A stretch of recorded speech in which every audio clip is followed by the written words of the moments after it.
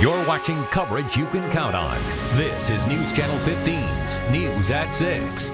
Good evening. Several buildings just east of downtown Fort Wayne continue to burn tonight, even though firefighters have been working on them for nearly 4 hours now. People could see the black plumes of smoke for miles. They were coming from a set of storage units on Herbert Street. That's just off the Tecumseh Street Bridge in Fort Wayne. News Channel 15's Megan Royce is close by at the intersection of Cochran and Coombs. She kicks off our team coverage with the latest. Megan?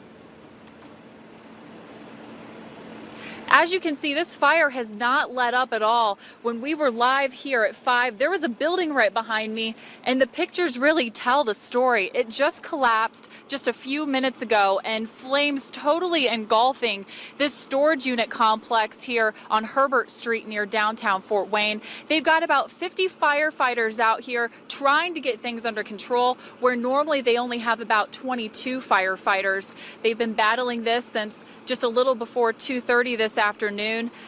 They've been getting assisted from other fire departments within Allen County to watch stations as crews try to get this thing under control.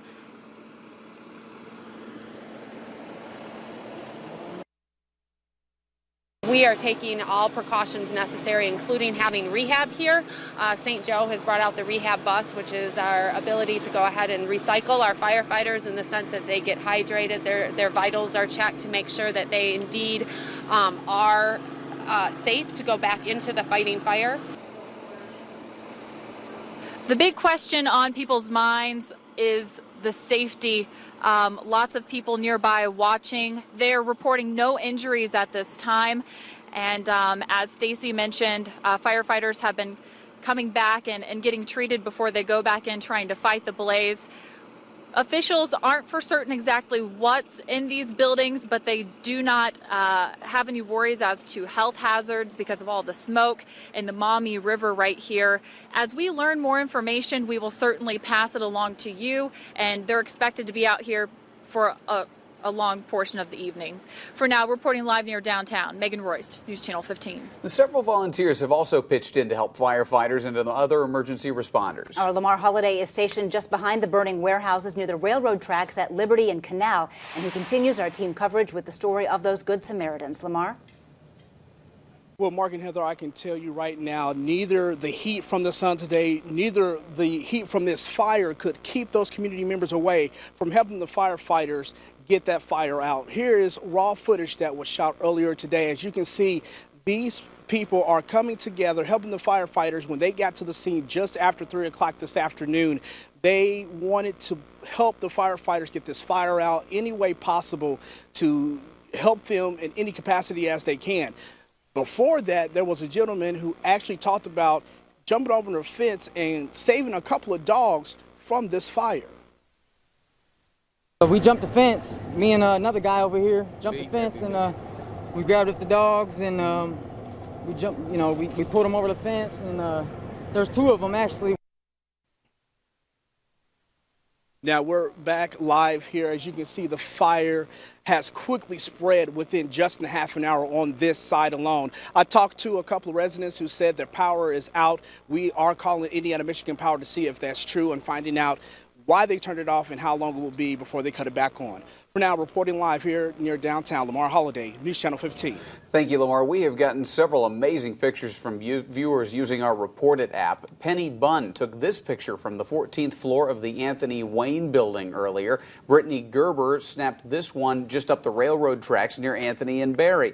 And Stephen Mitchell got this picture all the way from Essex on Taylor Street. If you have pictures or video you'd like to share with us, just go to our website, wayne.com, and click on the Report It box, and be sure to check out our photo gallery on wayne.com too. In other news tonight, a man is in critical condition after he was hit by a vehicle in a parking lot. It happened at Los Lomas Mexican Grill on Fairfield this morning. News Channel 15's Alyssa Ivinson first reported this story at noon and got an exclusive interview today with the man who found the victim. That's right. Tom Nowak was walking through the parking lot to get coffee at a gas station around 6:30 this morning. He was shocked when he found a man lying in the middle of it, unresponsive. He quickly called 911. TRAW took the man to a hospital still in critical condition. Police are still working to identify him. Investigators say there were tire tracks on his shirt, but no signs of the vehicle or the driver who hit him at the scene. That's why police are working to get surveillance video from the restaurant to get a better idea of what happened. And it's a scene Tom won't soon forget. It gave me the chills because I didn't know. I almost stepped on him, you know, because I'm looking at the ground finally, then whoa, and there's a phone laying over here, one over there, one leg all bent up or something, one shoe over there about 5-10 feet from him. It's too soon to tell if the man was hit on purpose or by accident. Right now, there's no vehicle or suspect description either. But police are hoping that someone in the community might have more details about what happened. If you know anything, call police at 427-1201 or Crime Stoppers at 436-STOP. And any little detail really could help. Even if it seems insignificant to you, the investigators could see that in a completely different way. Okay, keep that in mind. Thanks, Alyssa. Well, the first day of school was marked with mourning at Snyder High School today. Officials found a longtime teacher and former tennis coach dead in his classroom over the weekend. News Channel 15's Adam Widener joins us from Studio 15 with the latest on the tragic incident. Well, at this point, we don't officially know how the teacher died. There are reports that he had some heart issues. The coroner's office says it was natural and foul play is not suspected. Still, 52-year-old Bruce Christ's death comes as a shock to the countless number of people he impacted. Start with volleys, please. In 2006, Wayne TV Sports featured the Snyder women's tennis team not just for their winning record, but the team's average GPA was above 4.0. The leader behind the accomplishment, Coach Bruce Christ. They're outstanding representatives of Snyder High School and of Fort Wayne Community Schools. Police say Christ's wife contacted fire officials Saturday night around 10:15. She told them he had gone to prep his classroom in the late morning, early afternoon, and hadn't returned home. Fire officials went into the school and found Christ dead in his classroom. Everyone was just taken aback. Athletic director Russ Isaacs describes a new school year without Christ as surreal. Lived his life in the service of others. He was a great English teacher, outstanding coach. He was devoted to his wife and his sons, his family. Christ coached men's and women's tennis teams to many conference and sectional titles. It's a game that starts players with love, which is only fitting. That's what the longtime coach and teacher left with so many people. Somebody's going to follow Bruce, but nobody's going to replace him because he brought a unique set of qualities, and his attitude was just wonderful. His impact was positive on all that knew him. You know, he made our school a better school. Many students echoed praise for Christ and condolences for his family on social media. The 52-year-old leaves behind a wife and 2 sons. Live in Studio 15, Adam Widener, News Channel 15. As you can tell if you were outside today, the temperature is starting to climb. Jonathan's in the Weather Center with the latest. Yeah, it was a lot warmer today, highs in the lower 80s, but mainly dry. Taking a look at live Doppler 15 Fury. Doesn't look like rain on radar, but that right there, that little hiccup on radar, that's the Herbert Street fire showing up on live Doppler 15 Fury. You can see that looking outside, the fire exploding there. And St. Joe Cam, the rest of us enjoying quiet weather. 83 degrees, that's a high for today. Tonight, 60, a little fog, and then tomorrow, 85 with a mostly sunny sky. The complete forecast coming up in a few minutes. Thanks, Jonathan. Also still to come on News Channel 15 at 6, Mayor Henry has a new plan that'll give the city 3 times more money for road improvements. Details coming up.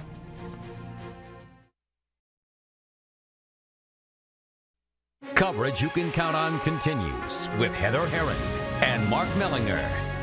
$13.6 million a year will now be available to the city of Fort Wayne to help enhance streets and roads with resurfacing and reconstruction projects over the next several years. News Channel 15's Jesse Hawila joins us with more on how the city improvements are expected to bring in hundreds of jobs. Yeah, Fort Wayne Mayor Tom Henry announced a new financial plan that will bring the city 3 times more money for transportation enhancements than in years prior. 50 miles of paving, 10 miles of concrete reconstruction, sidewalk improvements, and several other projects are already in the works for 2014. Mayor Henry says all of these improvements are expected to bring hundreds of new construction jobs. In 2014, we're going to be able to do about 10 miles of concrete streets and probably 30-40 miles of asphalt streets. We're going to be able to create about 300 construction jobs next summer. Concrete reconstruction is planned for the Blackhawk Community Forest and Farms neighborhoods near East State Boulevard. Also, Crestwood Colony, North Sherwood Terrace, Silver Maples, and Summerfield neighborhoods will get the same treatment, as well as Southwick Village near Paulding and Wayne Trace Roads.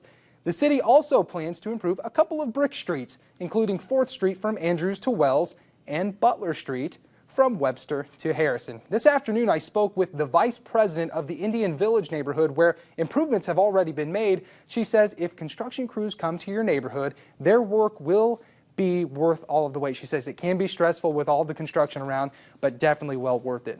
Jesse Hawila, News Channel 15. All right, thanks, Jesse. And it's starting to feel more like August again. Finally. A little bit. We were wondering when summer would return. A little hint of it today. 83. We expect 82. The record 99. But we're tracking highs in the 90s. They're on the 7-day. That 70 is coming up in just a few short moments.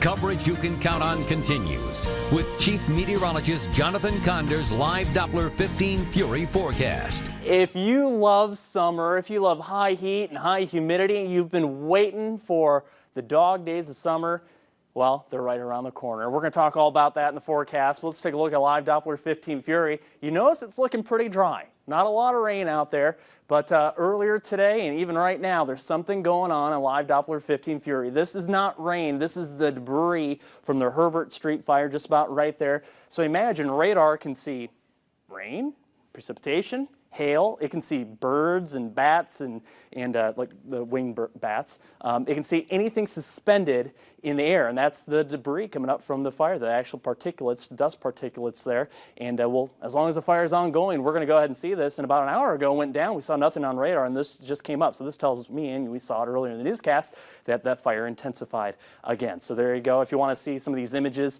go to the weather blog. We put those images on the blog for you. Looking outside, though, this is our weather cam, St. Joe cam, looking off to the east. Again, there's a smoke plume right there. You can clearly see it. Winds right now fairly light. That's a good thing about the weather right now, kind of helping the firefighters. The heat not so much, but definitely the winds.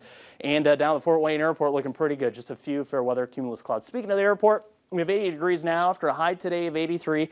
The humidity, it's kind of noticeable. But for tomorrow, it will be a little bit warmer, not by much. So we're going to take this return of summer in increments or baby steps. So 80 now, down to 60 tomorrow morning, and then tomorrow afternoon a high of 85, only 2 degrees higher than this afternoon. So far this month, we've had over 4¼ inches of rain, but here's the deal. In the last 14 days, we've had less than ¼ inch. All that rain came in again about the first Friday of the month, where we saw about 4¼ inches of rain. So anyways, is there any more rain out there on the 7-day? Not much. We'll look for it here in a second. Temperature, though, 82 up in Auburn, 82 over in Van Wert, and then 83 in Detroit. And notice that the upper 80s not that far away, 87 down in Evansville. But the overall weather setup between now and the next couple of weeks, there's a lot of heat building just east of the Rockies, all the way up in southern Canada.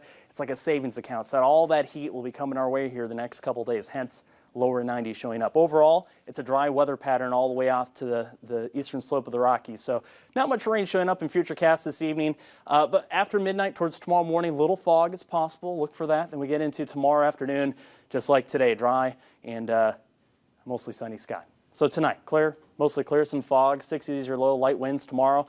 85, south wind only 5 to 10, mostly sunny, warmer. Again, I told you baby steps. We're going to ease into the heat, folks. 87s Wednesday, Thursday, low chance of rain or isolated thunderstorm on Thursday. Comfortable on Friday. Then here comes the heat. Lower 90s Sunday, Monday. You knew it was coming. We hoped it was coming. I mean, I'd like to have one little last blast of summer. Why not? Bring it. Yeah. All right. Thank you, Jonathan. All right. Glenn is here. Fall is on the way, and that means football. You have something to talk about. Yeah, when Jonathan pops up those 7 days for the next, 3 months, all I focus on is what it's going to be like on Friday. Such a rainy Friday sessions last year. Going to be much, much nicer this year, at least. Well, he had an 83 up there for this week, and we're going to preview the conferences in our Inside the Zone segment with our good buddy Tom Davis. That's all coming up next in sports. Coverage you can count on continues with Glenn Marini's Sports Report. Here's the throw. Norwell grad Chandler Harnish would like to have back! Warming up before yesterday's Colts-Giants preseason game, he drills sideline reporter Pam Oliver in the old noggin. It's funny because Oliver wasn't hurt. She and Chandler, you see right there, they shared a hug afterwards. The Colts did go on to win 20-12. Well, this Friday marks the first highlight zone of the season, the prep football schedule kicking off, which means it's time for predictions, projections, and prognostications. For that, we bring in News Sentinel sports editor Tom Davis every Monday for our web show Inside the Zone. This week, Tom looked into his crystal ball and talked conference championships. He likes Dwenger to bounce back and win the SAC. He likes Leo to continue its dominance in the ACAC. And, of course, the Busco Eagles to do the same in the NACC. Now, as for the NHC, Homestead's won at least a share of 6 straight conference titles, but Tom thinks that run is coming to an end. It's a new year, and a new team will take over the NHC. It'll be the Carroll Chargers. They're going to knock off Homestead. Carroll, they have the Tranquil brothers, Drew and Justin. They can make plays on both sides of the ball. And, you know, when we started this show 5 years ago, me and you together, we always talked Carroll should be better than they are.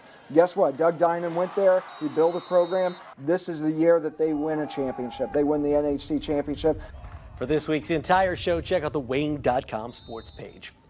When Purdue opens the season August 31st at the University of Cincinnati, the Boilers will do so with Rob Henry as the starting quarterback.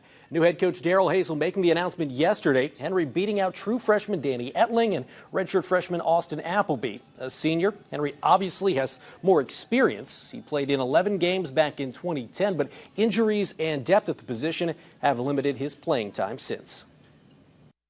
Probably within the last week or so that he was clearly, in our minds, the guy that was doing the things that we needed to do to move the offense consistently. But you wanted to let it all play out and see exactly where it went, and it did. You know, to be honest with you, just excited about this year. You know, I'm very fortunate to be in the situation that I am, being the starting quarterback at a place like Purdue, with all the great tradition. But you know, with that comes a lot of responsibility. We're all excited and we're ready to get this thing kicked off. The Boilers went 6-7 last season under Danny Hope. When Ohio State opens the season against Buffalo, Rod Smith will be on the sideline. The Fort Wayne native and Harding High School grad has been suspended for the game. Coach Urban Meyer saying he suspended Smith for an undisclosed violation of team rules this past winter. Smith was in line to start at running back in the Buckeyes opener before the suspension. Finally, the Colts have 2 preseason games left, but it all leads up to this. The regular season opener, September the 8th. You can see it on Wayne TV, 1 o'clock kick as the Colts take on the Raiders. And that'll do it for sports. We'll be right back.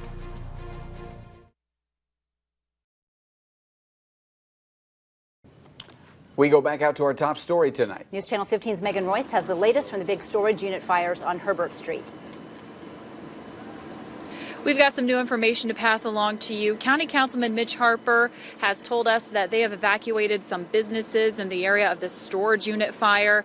They've also cut off power. AEP has cut off some power in the area just as a precaution.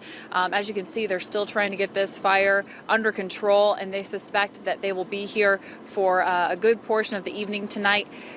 Fire officials also added that there's no telling right now how many buildings have been damaged, and they soon hope to learn more about what's inside and what may be the cause of this massive fire once they get it under control and can get inside of those buildings. For now, reporting live downtown, Megan Royst, News Channel 15.